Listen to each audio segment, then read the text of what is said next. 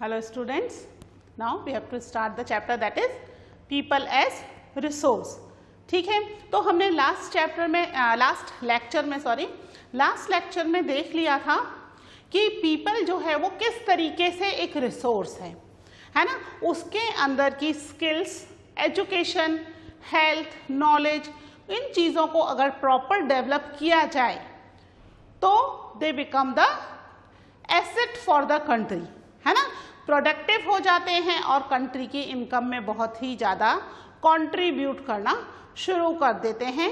ठीक है, तो आज हम देखेंगे ह्यूमन बीइंग कौन कौन सी इकोनॉमिक एक्टिविटी को करते हैं। ठीक है, इकोनॉमिक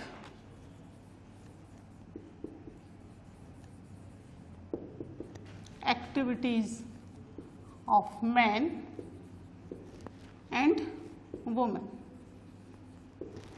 ठीक है, मैन और वुमेन कौन कौन सी इकोनॉमिक एक्टिविटीज करते हैं। ठीक है, तो हमारे यहाँ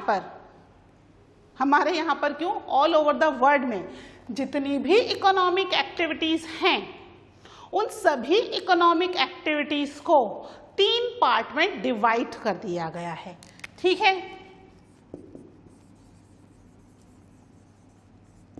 इकोनॉमिक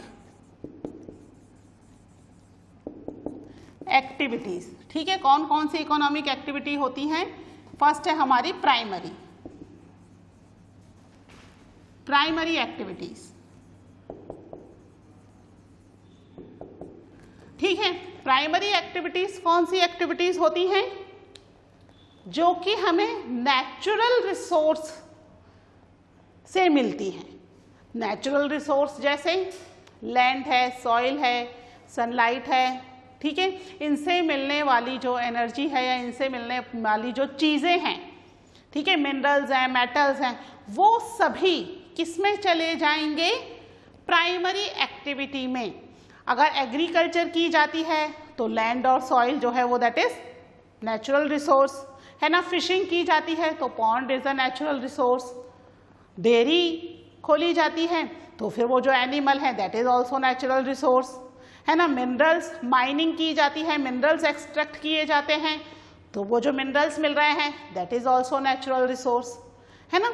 यानी प्राइमरी एक्टिविटी जो भी नेचुरल रिसोर्स को हम एक्सट्रैक्ट करते हैं किसी भी तरीके से, वो सारे तरीके किस में चले जाते हैं, that is in the primary activity. समझ में आ गया। नेक्स्ट है सेकेंडरी एक्टिविटी।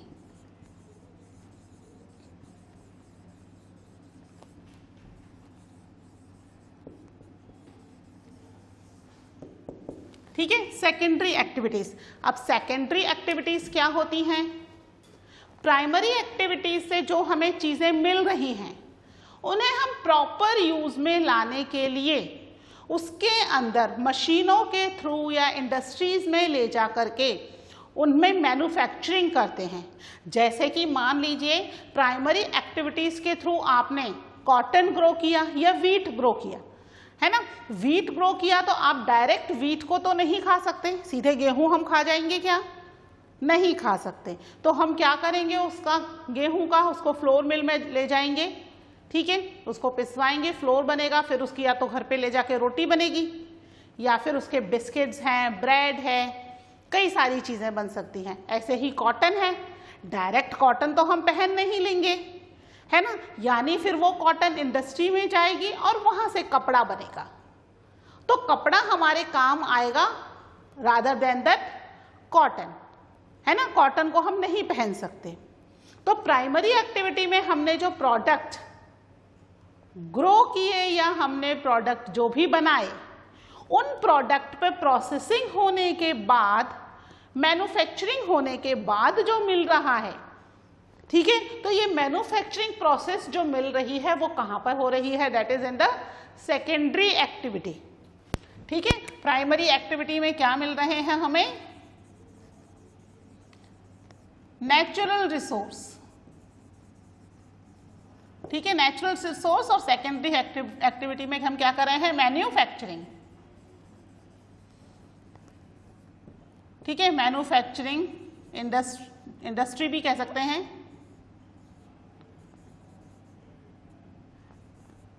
ठीक है, मैन्युफैक्चरिंग या इंडस्ट्री में वर्क करना। ठीक है, तो प्राइमरी एक्टिविटी और सेकेंडरी एक्टिविटी। ठीक है, हमें यानी प्राइमरी से कॉटन मिला और सेकेंडरी से हमें कपड़ा मिल गया, यानी प्राइमरी अगर नहीं होगी तो सेकेंडरी भी वर्क नहीं करेगी, है ना। यानी पहले हमें नेचुरल रिसोर्स होंगे तभी जाके हम उनसे कुछ मैन्युफैक्चरिंग कर पाएंगे, कुछ प्रोसेसिंग कर पाएंगे। ठीक है, उसके बाद तीसरी हमारी जो एक्टिविटी है दैट इज टर्शरी।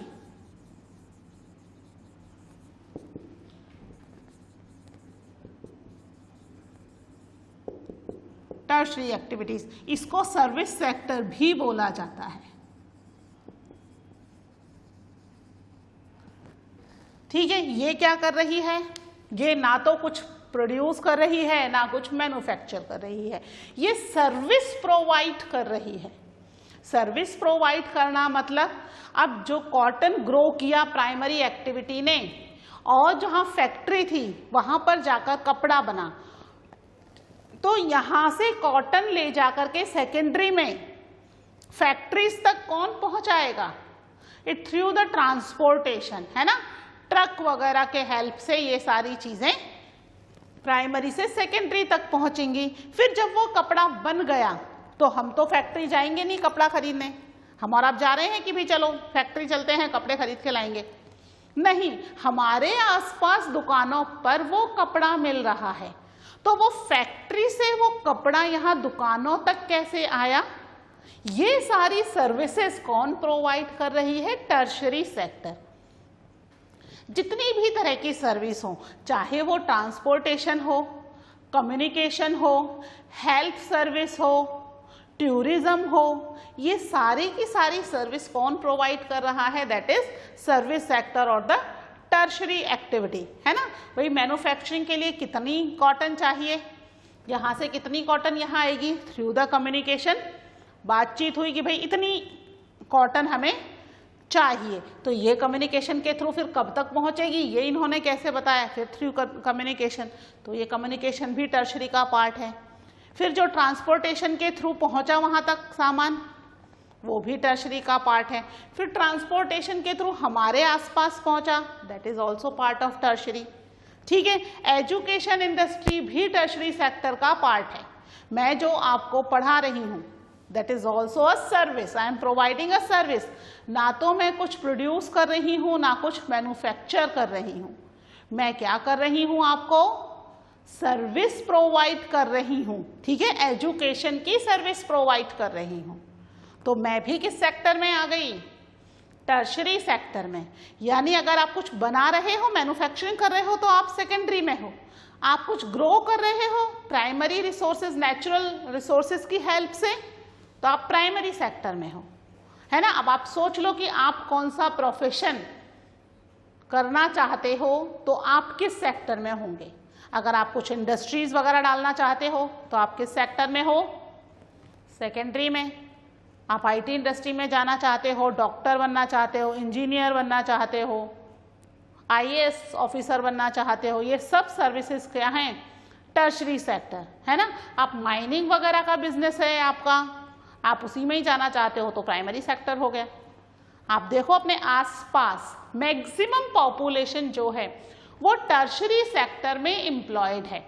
और बच्चों, जिस कंट्री की मैक्सिमम पॉपुलेशन टर्शरी सेक्टर में या सेकेंडरी सेक्टर में एम्प्लॉयड होती है, वो कंट्री डेवलप्ड कंट्री कहलाती है।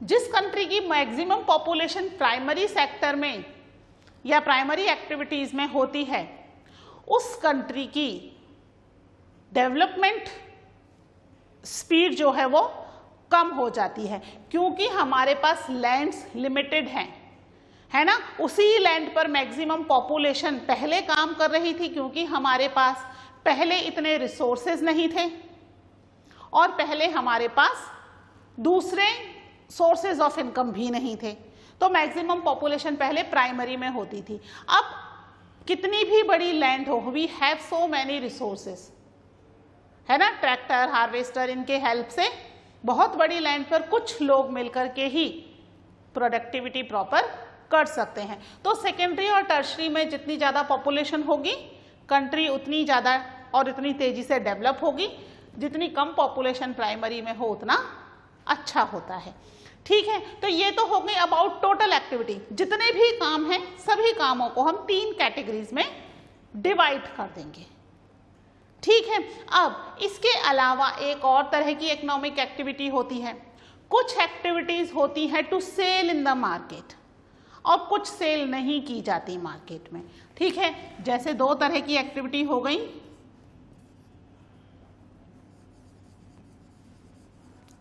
मार्केट एक्टिविटी,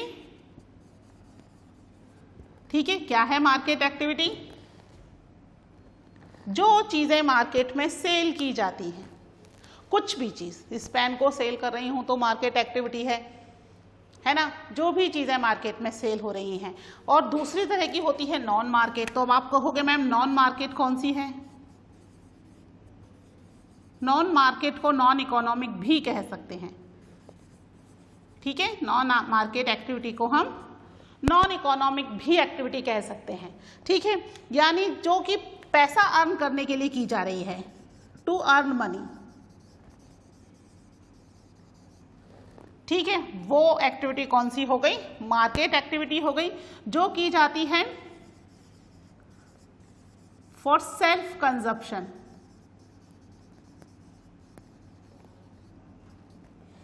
ठीक है, अब इसमें एग्जाम्पल देख लीजिए। अगर हम एक फार्मर का एग्जाम्पल लें तो अगर एक फार्मर मार्केट में सेल करने के लिए प्रोडक्शन कर रहा है तो वो किस एक्टिविटी में आ जाएगा? It will come in the market activity. क्यों कर रहा है?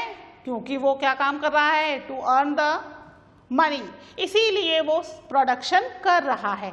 वहीं अगर एक फार्मर अपने फार्म में केवल उतना ही अनाज ग्रो कर रहा है जो कि उसकी सेल्फ कंजप्शन, यानी उसकी ज़रूरत के जितना ही है, अगर सरप्लस होगा तो बेच दूंगा, लेकिन जब ग्रो किया जा रहा है तब उसके दिमाग में क्या है कि ये जो मैं ग्रो कर रहा हूँ ये मैं अपने परिवार के लिए ही कर रहा हूँ, अपने लिए कर रहा हूँ, इसमें मुझे कोई प्रॉफिट नहीं चाहिए। ठीक है, जैसे होता है ना, कई बार हम अपने बगीचों में भी सब्जियां ग्रो कर लेते हैं, तो क्या हम वो सेल कर रहे हैं मार्केट में? नहीं, that is for self consumption. हम अपने खुद के लिए कर रहे हैं, ज़्यादा हो जाए तो हम अपने रिश्तेदारों या पड़ोसियों को दे देंगे, मार्केट में सेल नहीं कर रहे। वो क्या हो गई? Non market activity. ठीक है, एग्जाम्पल और देख लेते हैं। जैसे कि होटल से हम खाना मंगाते हैं, होटल में कुक खाना बना रहा है। किस लिए बना रहा है होटल में कुक खाना? टू अर्न मनी, क्योंकि उसे वहां खाना बनाने का पैसा मिलेगा। अगर उसको पैसा नहीं मिलेगा तो वो वहां पर खाना नहीं बनाएगा, है ना। एग्जाम्पल देख लेते हैं।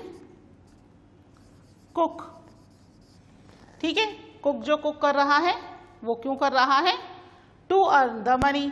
और यहां पर आपके घर में आपकी मम्मी खाना बना रही है, कोई पैसा मिल रहा है मम्मी को? नहीं मिल रहा है ना। हाउस वाइफ जो खाना बना रही हैं, या हाउस मदर बोल लीजिए, जो खाना बना रही हैं, वो कोई पैसा मिल रहा है उनको? उसका नहीं मिल रहा। इवन खा करके कई बार आप थैंक्स भी नहीं बोलते हो कि मम्मी बहुत अच्छा खाना बना, है ना। कुछ भी नहीं मिल रहा, तो वो किस लिए? That is known as the non market activity, है ना। टीचर, मैं आपको पढ़ा रही हूं, ठीक है, it's an to earn money, पैसे कमाने के लिए पढ़ा रही हूं। वहीं अगर आपकी मम्मी आपको घर पर पढ़ा रही है, टू अर्न द मनी पढ़ा रही है, क्या मम्मी को कोई पैसा मिलेगा आपको पढ़ाने का? नहीं, है ना। वो अपने खुद के बच्चों को पढ़ा रही है, तो that is a non market activity. ऐसी बहुत सारी एक्टिविटीज हैं जिसके लिए अगर हम बाजार में करवाते हैं तो वी हैव टू पे द मनी। कई बार हम अपने घर में करते हैं, अपने रिश्तेदारों से करते हैं, तो हमें उसके लिए पैसा नहीं पे करना पड़ता। तो यानी जिस चीज के लिए पैसा नहीं लग रहा है that is non market activity, और जिस चीज के लिए पैसा लग रहा है दैट इज मार्केट एक्टिविटी। समझ में आया? तो टोटल एक्टिविटीज जो है that is divided into 3 parts, और इन 3 पार्ट्स में भी जो एक्टिविटीज हैं उनको भी 2 कैटेगरीज में कैटेगराइज कर दिया गया है। समझ में आया? ठीक है, तो ये जो है that is the economic activity done by the man and women. बच्चों हिस्टोरिकल टाइम में, पुराने समय में जो काम था वो सारा काम 2 हिस्सों में डिवाइड कर दिया गया। ठीक है, 2 जेंडर थे ना, मेल एंड फीमेल, तो मेल और फीमेल के हिसाब से काम डिवाइड कर दिया गया कि भाई घर के बाहर का जो भी काम है, अर्न करना है पैसे, वो काम मेल करेंगे और घर में रह करके जो काम किया जा सकता है यानी खाना बनाना, बच्चों की देखभाल करना, ये सारे काम फीमेल करेंगी। आपस में उन्होंने एक तरीके से अपने लिए वर्क डिवाइड कर लिया जिससे किसी पर भी वर्क का ओवरबर्डन ना पड़े, है ना, ज़्यादा लोड ना हो। तो ये आपसी सहमति से ये वर्क डिवाइड कर लिया गया था। धीरे धीरे ये ट्रेडिशन बन गया कि भाई अर्न करने का काम केवल मैन ही करेंगे और फीमेल तो घर में ही रहेंगी। ठीक है, we are not talking about only in India, we are talking about all over the world, पूरे वर्ल्ड में ही ऐसा हुआ। ठीक है, तो ऐसा होने की वजह से क्या हुआ, जो फीमेल थी जब उन्हें जरूरत पड़ी टू वर्क आउटसाइड, किसी भी रीजन से जब उन्हें काम पर बाहर जाना पड़ा, काम करना पड़ा, तो उन्हें मेल के कंपैरिजन में पैसे बहुत ही कम मिलने लगे। ठीक है, हम कह सकते हैं इसको कि उस समय मेल और फीमेल में बहुत ज़्यादा डिस्क्रिमिनेशन था, है ना। हम देखते हैं कि फीमेल को शुरू से ही डोमिनेट किया गया। शुरू में वो अपनी इच्छा से डोमिनेट हुई होंगी, क्योंकि अगर हम पुरानी हिस्ट्री पढ़ें तो बहुत कुछ ऐसा देखने को मिलता है जिसमें female were more powerful than the male. लेकिन टाइम के साथ साथ ये जो वर्क का डिवीजन था ये एक रिजिड ट्रेडिशन बन गया कि ऐसा ही होगा, और अगर मजबूरी में फीमेल को वर्क करना पड़ा तो उन्हें मेल के कंपैरिजन में कम स्किलफुल माना गया कि भाई ये प्रॉपर काम नहीं कर पाएंगी, तो फिर इन्हें पैसे भी पूरे नहीं दे करके कम मिलेंगे। ठीक है, तो इस तरीके से मेल के कंपैरिजन में फीमेल को पेमेंट कैसा हो गया, कम दिया जाने लगा। धीरे धीरे जैसे जैसे डेवलपमेंट हो रहा था, ज़रूरतों के हिसाब से फीमेल को वर्क करना पड़ा, और आज तो हर फीमेल वर्क कर रही है। ठीक है, लेकिन अब इसमें भी आप 2 कैटेगरीज कर सकते हो। ठीक है, जो फीमेल एजुकेटेड नहीं है और अनस्किलफुल हैं, उनको आज भी बहुत सारी जगह पर पेमेंट मेल के कंपैरिजन में या तो आधा मिल रहा है या 3/4 मिल रहा है। ठीक है, that is according to the historical. ठीक है, हिस्टोरिकल टाइम में ऐसा हो रहा था।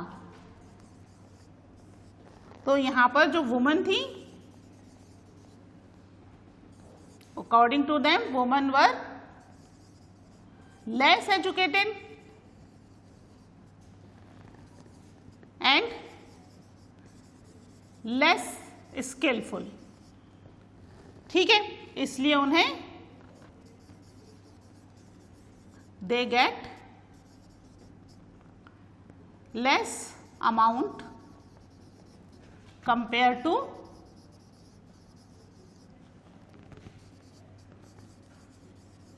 मेल या कंपेयर टू मैन।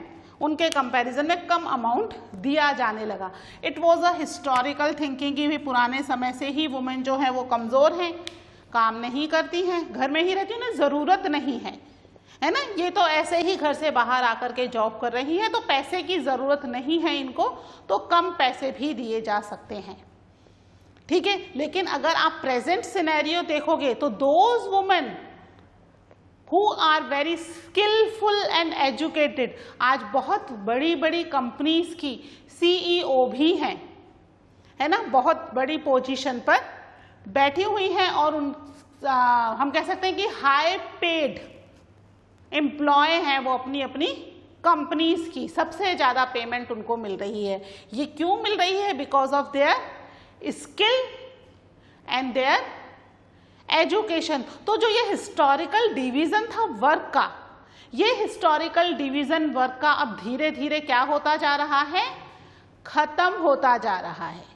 ठीक है, पहले मेल जो कुक होते थे अगर वो हैं तो ठीक है, बट घर में खाना नहीं बनाएंगे, है ना। घर में खाना बनाने की रिस्पॉन्सिबिलिटी जो थी वो किस पर थी, केवल फीमेल के ऊपर ही थी। अब घर में भी वर्क का डिवीजन होता जा रहा है धीरे धीरे। ठीक है, हम देखेंगे कि जो एजुकेटेड कपल्स हैं वहां पर उन्होंने घर में भी वर्क का डिवीजन कर लिया कि ठीक है ये काम तुम करो, ये काम हम करें, क्योंकि बाहर भी जो हिस्टोरिकल डिवीजन ऑफ वर्क था उसको हमने क्या कर दिया है, खत्म कर दिया है। और प्रॉपर वर्क जो है वो अब दोनों ही कर रहे हैं, आइदर दे आर मेल और दे आर फीमेल। तो द वुमन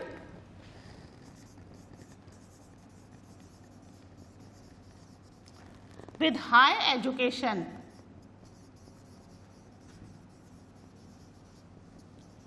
and skill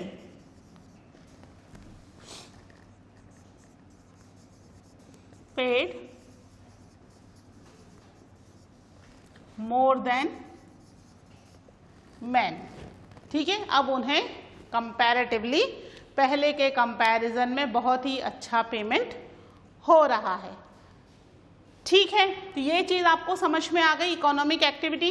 ये जो नॉन मार्केट एक्टिविटी है बच्चों, कई बार नॉन इकोनॉमिक एक्टिविटी भी इसको बोला जाता है ना।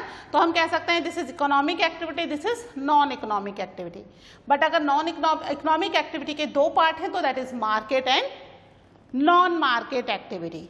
ठीक है, ये चीज़ें समझ में आ गई आपको, अर्न करने के लिए और अपने खुद के सेल्फ कंजप्शन के लिए या अपने सेल्फ वर्क के लिए जो की जा रही हैं। ठीक है, हिस्टोरिकल डिवीजन ऑफ पावर भी वर्क भी आपको समझ में आया। ठीक है, तो आज के लिए हम इतना ही करते हैं। इस इकोनॉमिक एक्टिविटी को आप एक बार अच्छे से बुक में से भी रीड कर लीजिएगा। ओके, फिर मिलते हैं with the new topic in the new chapter. Okay, till then take care, bye.